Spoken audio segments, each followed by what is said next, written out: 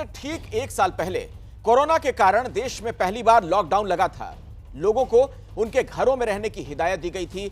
बाजार, मॉल, सिनेमाघर सब बंद हो गए थे, जिससे कहीं भी लोगों की भीड़ ना जुटने पाए। जब इतना बड़ा लॉकडाउन लगा तो एक दिन में कोरोना के 87 केस मिले थे।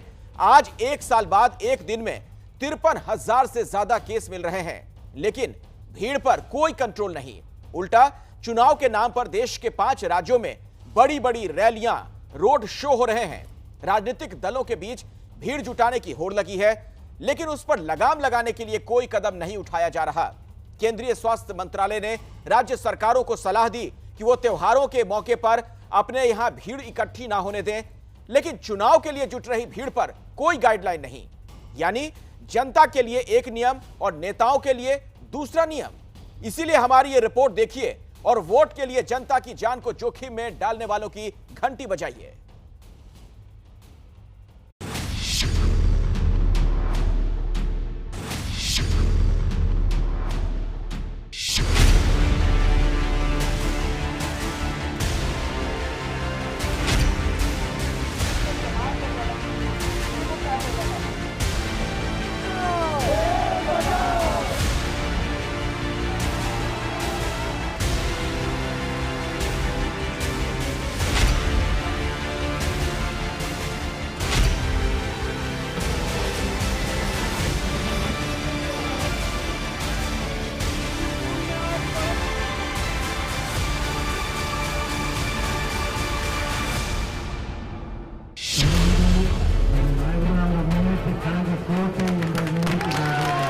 तस्वीरों को देखिए और समझ जाइए कि देश में कोरोना का कमबैक क्यों हुआ। सबको पता है कि कोरोना से बचने का सबसे कारगर तरीका है एक दूसरे से दूरी बनाकर रखना, चेहरे पर मास्क लगाकर रखना।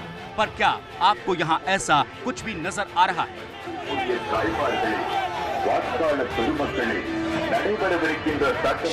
क्या कोरोना को लेकर जनता के लिए कुछ और नियम है और नेताओं के लिए कुछ और? वरना क्या वजह है कि चुनाव के शोर में कोरोना के नियमों की अनदेखी हो रही है? आखिर क्यों वोट के लिए नेता जनता की जान को जोखिम में डाल रहे हैं? ये तमिलनाडु के मुख्यमंत्री ई पलानीस्वामी की चुनावी सभा है। बीच में उनकी गाड़ी और चारों तरफ भारी भीड़। और अब ये देखिए, ये भीड़ कहां तक फैली है। पूरी सड़क लोगों से भरी हुई है। इतने लोग हैं कि गाड़ियों के काफिले का निकलना भी मुश्किल है। इन्हीं लोगों के बीच अपनी गाड़ी में मौजूद है तमिलनाडु के मुख्यमंत्री। वो चारों तरफ घूम घूम कर भाषण दे रहे हैं। न उन्होंने मास्क लगाया है, न उन्हें सुनने वालों ने। इस भीड़ में जनता भी है और पार्टी के कार्यकर्ता भी, लेकिन किसी को भी इस बात का ख्याल नहीं है कि देश में कोरोना की दूसरी लहर किस तेजी से फैल रही है। पिछले 24 घंटे में कोरोना के 53,476 नए मामले सामने आ चुके हैं। ये इस साल का सबसे बड़ा आंकड़ा है। करीब 5 महीने बाद देश में नए कोरोना मरीजों की संख्या 50,000 के पार गई है। हर दिन नए मरीजों की संख्या तेजी से बढ़ती जा रही है, लेकिन नेताओं को इससे कोई फर्क नहीं पड़ता, क्योंकि जितनी ज्यादा भीड़ होगी उतनी उनकी ताकत दिखेगी। और चुनाव जीतने के लिए शक्ति प्रदर्शन भी जरूरी होता है। तमिलनाडु के पूर्व सीएम करुणानिधि के पोते उदयनिधि स्टालिन पहली बार चुनावी मैदान में उतरे हैं, लेकिन भीड़ उन्होंने भी जुटा ली।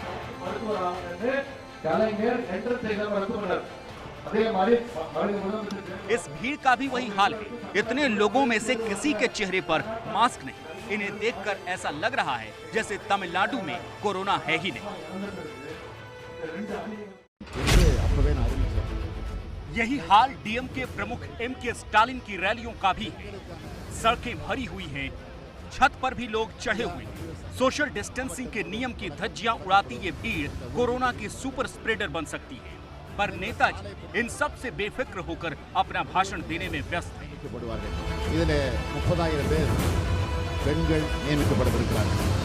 देश भर में कोरोना के केस लगातार बढ़ रहे हैं और चुनावी राज्यों में तो ये आंकड़ा लगातार मानो दुगुना बढ़ रहा है।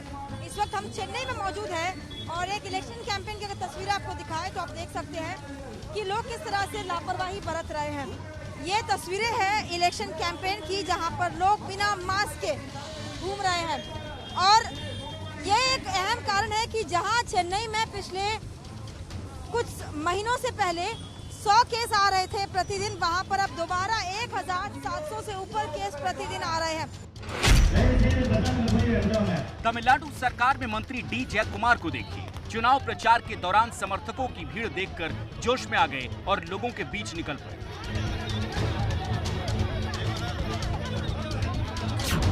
मंत्री जी घर घर जाकर लोगों से मिलते रहे। इस दौरान एक बार भी उनके चेहरे पर मास्क नजर नहीं आया। लोगों से दूरी बनाने का तो सवाल ही नहीं उठता।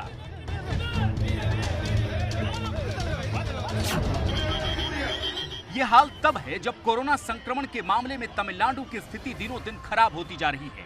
राज्य में हर दिन 1000 से ज्यादा नए केस आ रहे हैं। 22 मार्च को तमिलनाडु में 1385 नए केस आए थे। 23 मार्च को बढ़कर 1437 हो गए और 24 मार्च को 1636। यानी राज्य में कोरोना फैलता जा रहा है, लेकिन नेताओं को सिर्फ चुनाव दिख रहा है। चाहे विपक्ष हो या सत्ता पक्ष, किसी को भी अपनी जिम्मेदारी का एहसास नहीं है।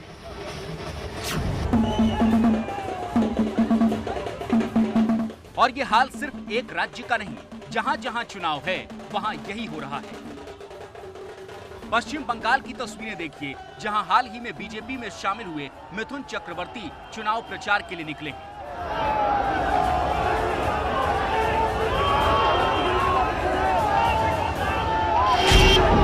जब वो लोगों के बीच आए तो हर कोई उनसे हाथ मिलाना चाहता था।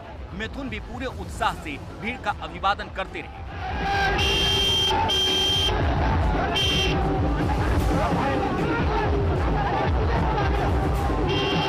कहने को उन्होंने मास्क जरूर लगा रखा था, लेकिन लगातार वो मुंह और नाक से नीचे ही रहा। यानी जनता और नेता दोनों ही खुलेआम कोरोना की धज्जियां उड़ा रहे थे। यहाँ पर अगर आप तस्वीरों में देखेंगे तो किसी के भी चेहरे पर मास्क आपको नजर नहीं आएगा। और ये तस्वीरें ना सिर्फ मिथुन चक्रवर्ती के रोड शो में, बल्कि दूसरी पार्टियों के जो भी नेता हैं उनके तमाम जो रोड शो हो रहे हैं, रैलियां हो रही हैं, धरने, दूसरे जो कार्यक्रम हो रहे हैं, उन सभी में आपको देखने को मिलेगा कि किसी भी तरीके का मास्क या कोरोना से बचने के जो उपाय हैं वो नजर नहीं आएंगे। और भीड़ आप देख सकते हैं किस कदर यहाँ पर भीड़ है। जो आमतौर पर सोशल डिस्टेंसिंग की बात की जाती है वो नजर नहीं आएगी। और ये तस्वीरें ना सिर्फ इस रैली में, रोड शो में आपको नजर आएंगी, बल्कि लगभग बंगाल के जितने भी इलाके हैं, जितने भी पार्टियों के रोड शो और रैलियां हो रही हैं, आपको कमोवेश एक जैसी ही तस्वीर नजर आएगी। चुनाव प्रचार के लिए दिल्ली से बंगाल पहुंचे बीजेपी सांसद गौतम गंभीर जब हेलीकॉप्टर से उतरे तो उन्होंने तुरंत अपना मास्क लगा लिया।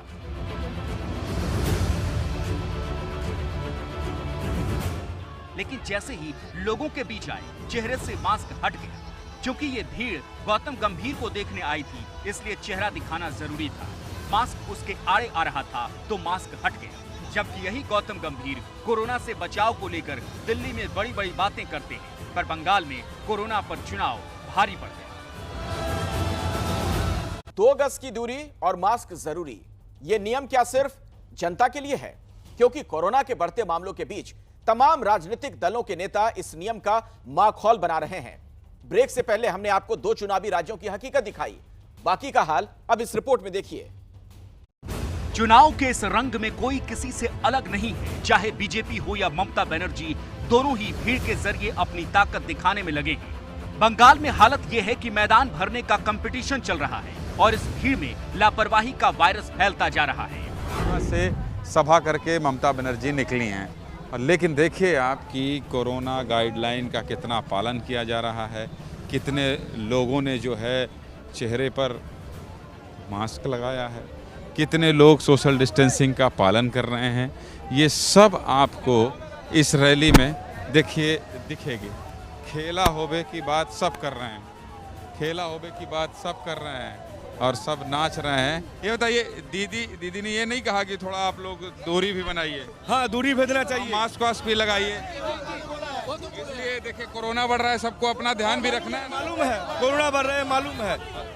यहाँ है नहीं क्या कोरोना? नहीं है, नहीं है। दीदी है कोरोना नहीं है। कोरोना को लेकर यही लापरवाही चुनावी राज्य असम में भी नजर आ रही है। बड़े बड़े नेताओं की रैलियों में कोरोना गाइडलाइंस का जमकर उल्लंघन हो रहा है। इन रैलियों में हो रही लापरवाही पूरे राज्य पर भारी पड़ रही है। यही वजह है कि महाराष्ट्र और पंजाब के अलावा चुनावी राज्यों में भी कोरोना तेजी से बढ़ रहा है। इसे आप ऐसे समझिए कि चुनाव के ऐलान से पहले और बाद में इन राज्यों में कैसे कोरोना के केस बढ़े। 1 फरवरी से 26 फरवरी के बीच असम में कोरोना के 388 नए मामले आए। 27 फरवरी को चुनाव का ऐलान होने के बाद से 24 मार्च तक 581 नए मामले आए, यानी पिछले महीने की तुलना में 50% ज्यादा केस। पश्चिम बंगाल में 1 से 26 फरवरी के बीच 4718 नए केस सामने आए और चुनाव प्रचार के महीने में यानी 27 फरवरी से 24 मार्च के बीच ये बढ़कर 7149 हो गए, यानी 52% की बढ़ोतरी। तमिलनाडु में चुनाव की तारीखों के ऐलान के पहले फरवरी महीने में 12,237 नए केस आए थे और तारीखों के ऐलान के बाद से 24 मार्च तक 20,863 नए केस आए, मतलब 70% ज्यादा केस। इसी तरह पुदुचेरी में भी चुनाव प्रचार के दौरान नए केसों की संख्या 51% बढ़ गई। यानी चुनाव वाले राज्यों में केरल को छोड़कर बाकी सब जगह पिछले 1 महीने में कोरोना के नए केस 50% से ज्यादा बढ़ गए। लेकिन इसके लिए सिर्फ लोगों को जिम्मेदार नहीं ठहराया जा सकता, गलती उन नेताओं की भी है जो वोट के लिए इन लोगों की जान जोखिम में डाल रही है। तो घंटी बजाओ में आज इतना ही।